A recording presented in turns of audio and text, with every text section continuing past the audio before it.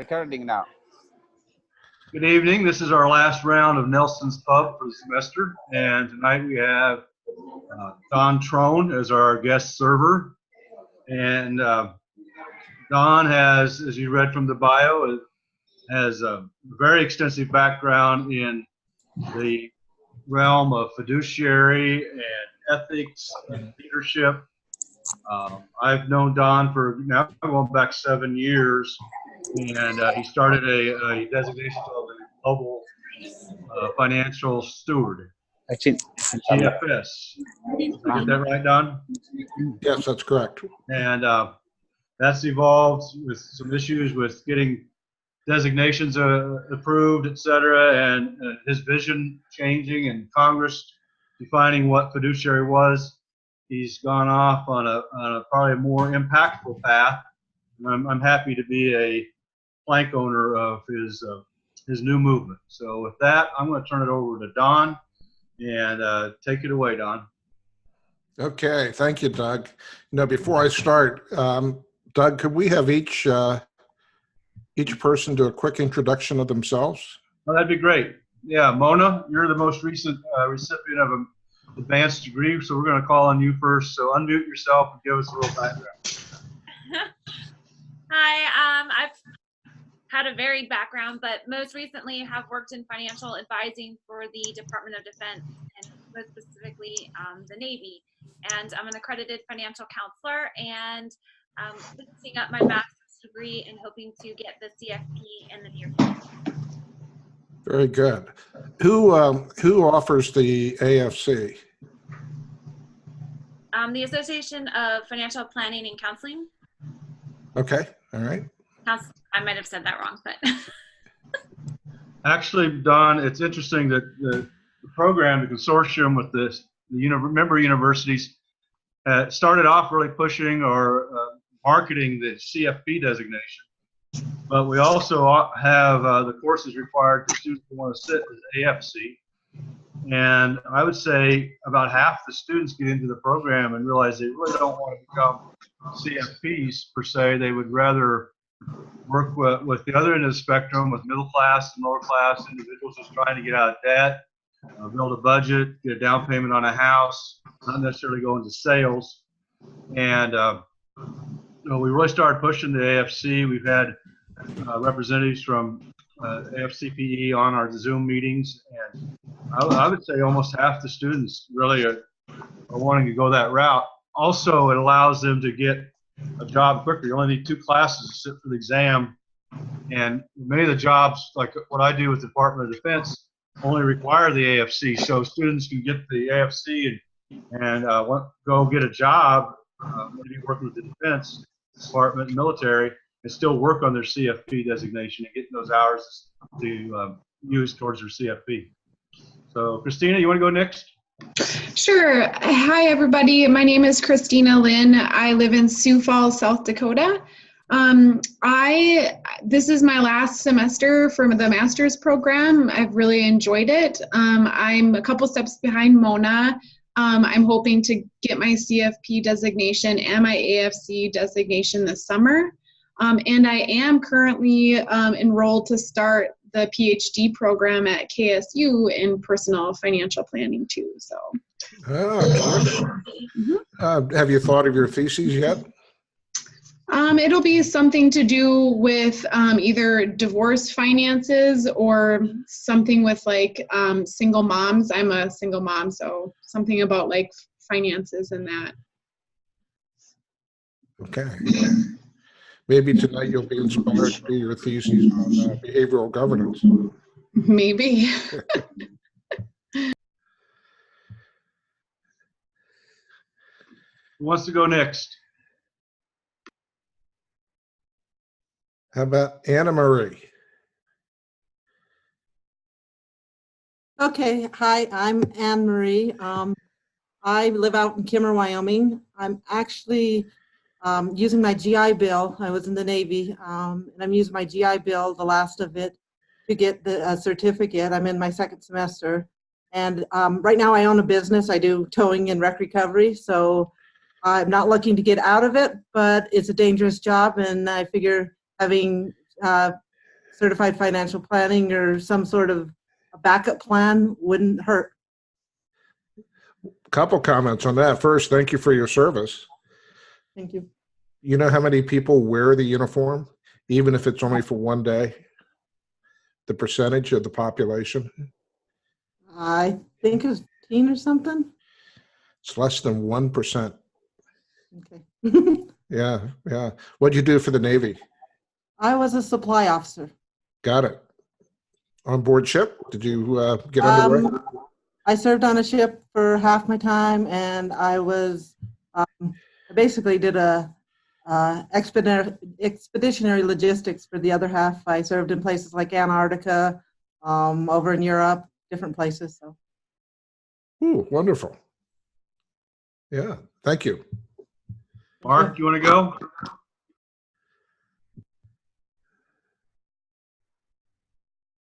Was that for me, Doug? I asked if Mark want to go? You still there, Mark? It looks like he said something in the chat. I think maybe his microphone's not working. Okay. How about Taylor? Taylor, are you there? Hi, I'm Taylor Barfield. I am a career changer. My most recent position was with ESPN in New York, but I am interested in getting my CFP, and I enrolled in the program through the University of Missouri. I am now interested in getting my AFC certification thanks to our professor. I'm not currently employed, but I am, I guess, like passively looking at this point. Like I've been applying here and there and like putting feelers out, but it has been a challenge, but I'll figure it out soon. But that's all. Okay, Austin, you want to wrap it up? Yeah, I can couple off a little bit after, I gave you a little brief rundown there of the family business. But again, my name is Austin Rath, and I live in Lincoln, Nebraska. I'm born and raised in Lincoln. I'm in the program through UNL, and I'm also in my last semester. So May 3rd can't get here fast enough at this point, but I'm looking forward to graduating. And then, of course, I work in the family business, and that's probably where I'll end up long term as well. But the program I felt had a lot of, personal gain for the family and the business. So that's my little intuition there. I think that's it, Don. So last time I did this show with Doug last year, we had one of the students in a rocking chair. And after 10 minutes, I got seasick. So it's a pleasure to be with you all this evening. Let me start by actually commenting on the CFP. I also was on active duty. I was a Coast Guard helicopter pilot. And I became fascinated with the financial services business or the industry around year 8 of my 10-year obligation. And I took as many courses as I could. We didn't have the term online 30 years ago, but distance learning. And CFP was a distance learning program. So when I was stationed in Sitka, Alaska, which is a remote island in Alaska, it was one of the courses I was able to take. I think the course and the designation is a fabulous designation. I do believe it's one of the best in the financial services industry in terms of giving you a great foundation. Now, having said that, if you are following the financial press, you will occasionally see articles where I'm very critical of the CFP board. I do not believe the CFP board, the people that are running the CFP board, are ethical. I don't believe they have integrity. There's a lot of self-dealing going on, undisclosed conflicts. I do believe that the current chairman of the board, Susan John, if anyone's going to clean up the rat's nest, that's at the CFP board. I think Susan has the best shot of doing it. So if you have an opportunity to go to an event where Susan John is speaking, I would highly encourage you to do so. She's a great role model. Anybody else from the CFP board that's speaking, I would highly encourage you to go and throw tomatoes. Now, the other reason why I'm commenting on this is that what's shocking about the industry in this case being people that hold the CFP designation today, particularly those who have gotten the CFP within the last 10 years, younger CFPs, if you would, are not insisting that the board and the staff adhere to fiduciary standards. And that's our conversation tonight. We're going to talk about the future of fiduciary. You know, once you get inside the tent of the CFP, what you're going to find is there's no open elections. The CEO of the CFP, Kevin Keller, basically selects who he wants to have on the board. And so, of course, he does not select people that are going to challenge him. There's no minutes. If you feel that you're wronged, there's no recourse. There's no ombudsman. You can't reach out to the board of directors and say, you know, geez, I've had a staff member of the CFP board treat me inappropriately or has made a decision that's having a negative impact on my career. There's no recourse. So it's a great designation. Continue to get it. And when you do get it, I would encourage you to get involved and work on the governance. It needs to be cleaned up. All right. I hope that wasn't a negative for anybody. So let me talk about the topic tonight is the future of fiduciary is not fiduciary. And I've got 4 things that I want to talk about, introduced tonight. I call it the 4x4. Over the next 4 years, there's 4 things that are going to disrupt fiduciary. The first is the concept of neurofiduciary and behavioral governance. That's going to be our primary topic tonight because this is a body of new research that is going on right now. It's already baked. It's already current. The second is fiduciary fee compression.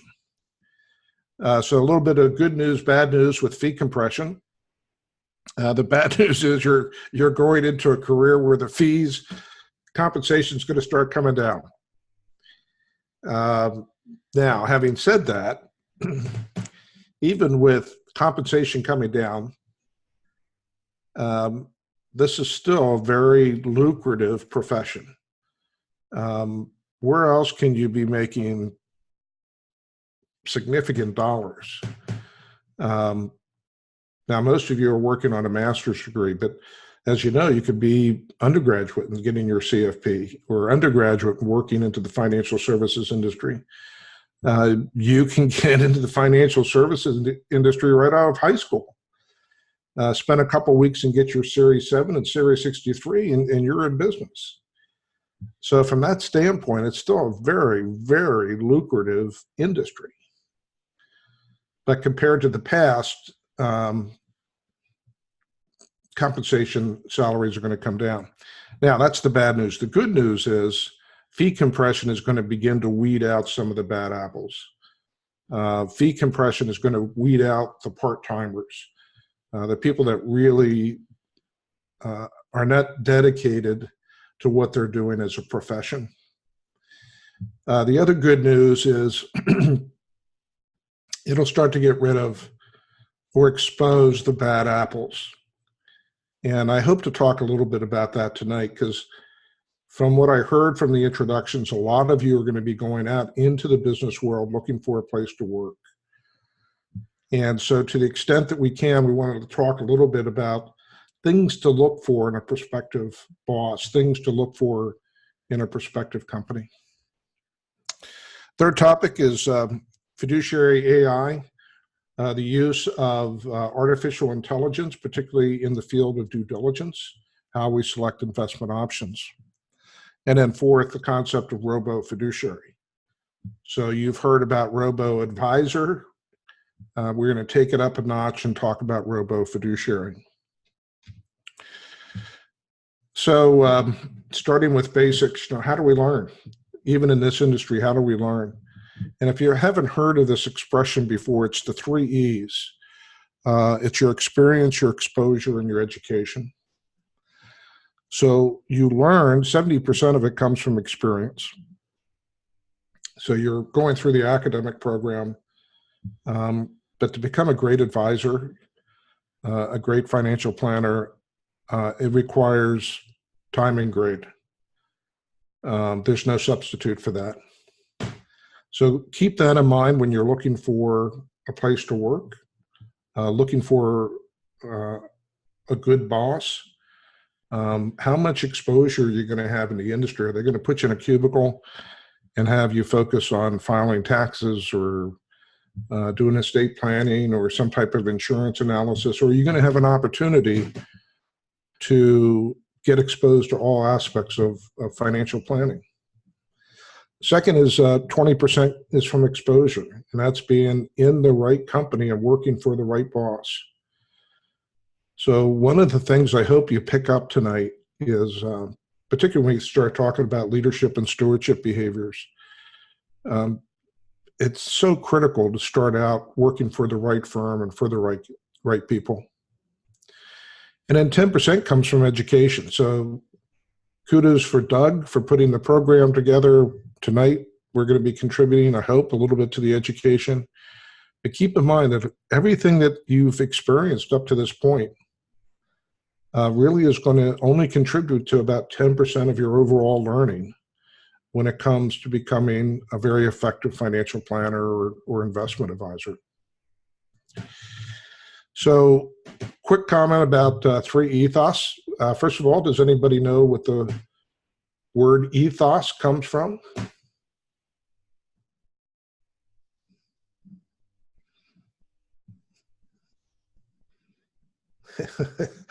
Okay. Hey, Doug, you going to make them participate tonight? You have to unmute. I think that was a pregnant pause because no one had the answer. All right, so ethos is an ancient Greek word, Plato and Aristotle. And Plato and Aristotle talked about the fact you can tell a lot about a person, a group, or a society by 3 things, hence the 3 ethos. The 3 things are core values, behavior, and decision-making process. So think about that for a second. I can tell a lot about a person or group or society or company. You know, when you're out interviewing a company, what are their core values? Is the company behaving in accordance with their core values? And are their core values reflected in their decision-making process? So the modern expression of 3 ethos is the interrelationship between leadership, stewardship, and governance. We'll talk more about that in a moment. So let's focus tonight on the future of fiduciary, particularly neurofiduciary and behavioral governance, starts with Katrina, Hurricane Katrina. So August 29th, 2005, Hurricane Katrina slams into New Orleans. And over the next 9 days, the Coast Guard rescues 24,500 people. 24,500 people. Let's see here. So that would have been 14 years ago. Most of you would have been in your teens. Not that you would remember this, but during the crisis, particularly the first 9 days, virtually no other government agency showed up. Not FEMA, not the Red Cross. Police department, fire department abandoned their jobs, abandoned their posts. And so Coast Guard was pretty much the only resource responding to the crisis. So following the crisis, Congress had hearings. Why did the Coast Guard get it right and everyone else fall on their sword? And the public was very interested as well. What's the secret to the Coast Guard's success? And so private funds were raised, and by 2007, enough money had been raised to create a leadership think tank at the United States Coast Guard Academy. And at that point, I got a call from the Coast Guard. Now, it'd been 20 years since my last operational mission. And they called and said, Don, by any chance, could we convince you to come back to be the first person to head up this leadership think tank? So I accepted the position. I took an 18-month sabbatical. I had lots of projects for the Coast Guard, but the one I was really fascinated about was that response to Katrina. Why did the Coast Guard get it right? By about 9 months into this sabbatical, I had an inventory of all the leadership behaviors that had been exhibited by the men and women. I had their decision-making framework. And what seemed to make the most sense to me at that point was to find a framework that would enable me to link the leadership behaviors to the decision-making process. So when the levees broke and the Coast Guard Admiral made decisions about what to do next, what were the quintessential leadership behaviors exhibited by the Coast Guard Admiral to make his decisions trustworthy? In other words, people listening to the Admiral would have faith and trust in what he was saying. So I was looking for a framework that would link leadership and decision-making, and I couldn't find one. In any industry sector, I'm not simply talking military or government, in any industry sector, nobody had ever built a framework to link leadership with decision-making. There's 1 million books on leadership, equal number of books on decision-making, nobody ever tied the two together. So at the end of the 18 months, I checked out with the Coast Guard. I said, I'd like to take this research we're doing on linking leadership and decision-making and start a new company. And they didn't have a problem with that. So that was the start of 3 Ethos. So we were working on that framework of leadership and decision-making until November of 2011. And then that's when Joe Paterno and Penn State were in the news. And when we were examining what was going wrong, when I say what's going wrong, you had a board of directors at Penn State destroying the legacy of Joe Paterno.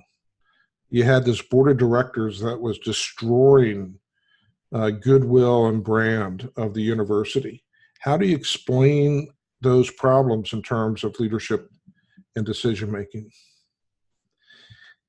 And what we realized is we needed a third leg, and the third leg is stewardship, which we define as your passion and discipline to protect the long-term interests of others.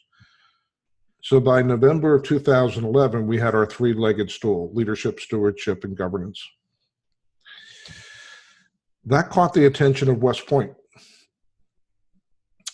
Long story short, they reviewed the research and asked me at one point, what do you want to do with it? And I said, I'm planning to train Wall Street executives on this framework of leadership, stewardship, and governance. And they said, how would you like to teach it here? And so we affiliated with a group at West Point called the Thayer Leader Development Group. And we started offering these leadership boot camps in 2013. Along the way, I got to be friends with my counterpart. So when I was the head of the leadership think tank at the Coast Guard Academy, I met Colonel Sean Hanna, who was the head of the leadership think tank for West Point, and eventually for the entire Army. And he was observing what we were doing with this leadership, stewardship, and governance framework. And in the latter part of 2015, early part of 2016, he came to me, and Austin, you'll appreciate what I'm about to say. He came to me and said, I think I've got the academic research to psychometrically validate your framework. I said, Sean, Colonel Sean Hanna, I said, Sean, I have absolutely no idea what you just said. but it sure sounds like I should say yes. And I was smart enough to say yes. So a couple things about Sean. He's a retired Army colonel. He's a decorated combat veteran from the first Gulf War. And he has his PhD from this place called Big Red. I have no idea what that's referring to, but he keeps saying he got his PhD from Big Red. Did you know that, Doug? Yeah. So what I didn't know in 2016, when Sean said, I've got research to psychometrically validate your model, what he was referring to is the first research in the field of neuro-leadership. Neuro-leadership. He was part of the academic team that identified specific markers, hotspots in the brain that exemplary leaders have that the rest of us don't. That research now is world famous. And in 2017, a year after he joined us, about a year and a half after he joined us, he was recognized by the Academy of Management as the most impactful professor in the world in the fields of leadership and management. Isn't that cool? 19,000 professors around the world teach leadership and management, and he's ranked #1. So what you're going to see this evening is how we integrate this world-famous research of neuro-leadership into the leadership stewardship governance model that we had been developing. So let's start with a little bit of background. If you were around in 1987, none of you were, but if you were, Doug was, if you were, this was your mobile phone. And in 1999, now most of you should be familiar with 1999, this is what your phone would have looked like. So why do I pull out the years 1987 and 1999? Well, 1987 is when we began the fiduciary movement. A couple things about that. First of all, we didn't wake up one day in 1987 and say, hey, let's start a fiduciary movement. It's really when you look back 20 years and you go, wow, that's really the year things really started to come together. 1987, ERISA had been out for 13 years. We were developing technology and investment management principles to go along with this new law. The technology we were building in the mid-1980s was still mainframe computers. It was not PCs. I can remember even in 1992, it was either 1992 or 1993, one of the wealthiest families in the world wanted us to do an asset allocation. You know, what should our family wealth, what should the asset mix be? Even in 1992 and 1983, we needed to have mainframe computers to do an asset allocation. And I remember the family paid the firm I was with like $200,000 to tell them what the asset mix is. And it took us 3 months to do the study with the mainframe computer and then deliver the report to the family. And the family was in a family retreat in South Africa. And of course, you know what the asset mix was after all that mainframe computer and heavy duty lifting? 60-40. So the movement was all about defining the best practices to go along with the law. And in turn, we were using the best practices to define a gold standard for the industry, to define really the profession. And everything was going well until Dodd-Frank, 2010 Dodd-Frank. In Dodd-Frank, there's a section 913, that says the SEC is now required to attempt to define a uniform standard between brokers and advisors. And I remember a friend of mine said, you know, Don, be careful what you wish for. When you have enabling federal legislation, the scum of the earth are going to start crawling out from underneath the rocks. And sure enough, that's exactly what happened. The very week that Dodd-Frank was signed, the foundation that I had started to publish fiduciary best practices got sued. And since 2010, there's probably half a dozen times that we've been dragged into court or intentionally interfered with in efforts to promote fiduciary standards. And one of the organizations that has probably caused more harm to the fiduciary movement than any other is the CFP board.